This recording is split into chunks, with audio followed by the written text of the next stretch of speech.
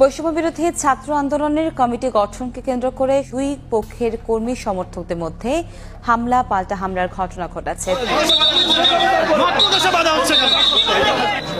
বৈষম্য বিরোধী ছাত্র আন্দোলনের কমিটি গঠন নিয়ে দুই গ্রুপের সংঘর্ষে আহত হয়েছেন অন্তত 10 জন। বিস্তারিত জানতে সাথেই থাকুন। ছাত্র জনতার গণ অভ্যুত্থানে গত 5ই আগস্ট দেশ ত্যাগ করেন সাবেক প্রধানমন্ত্রী শেখ হাসিনা। এরপর থেকেই দেশ পরিচালনা করছে অন্তর্বর্তী সরকার। দেশের চলমান রাজনৈতিক অঙ্গনে যা কিছু হোক না কেন সবকিছুতেই নাক গলান দুই সমন্বয়ক সার্জিস আলম ও হাসানাত আব্দুল্লাহ। ইতিমধ্যে দেশের বিভিন্ন জেলায় গিয়ে ছাত্রদের সঙ্গে মতবিনিময় সভা সেরে ফেলছেন। তবে কমিটি গঠন নিয়ে সমন্বয়কদের দুই গ্রুপের সংঘর্ষে আহত হয়েছেন অন্তত 10 জন। এদিকে গতকাল ছাত্র জনতা স্বাস্থ্য উপদেষ্টার গাড়ি আটকে দেওয়ায় মুখ খুললেন মহিউদ্দিন রনি। তিনি বলেন, এটা খুব কম হয়ে গেছে, উপদেষ্টাদের পদ থেকে গাড় ধরে নামানো উচিত। অযোগ্য উপদেষ্টা দিয়ে দেশ পরিচালনা করা সম্ভব নয়। নাকি আমরা ছাড় দিই, এরা কি হয়ে গেছে যে এদেরকে হচ্ছে ছাড় দিতে হবে?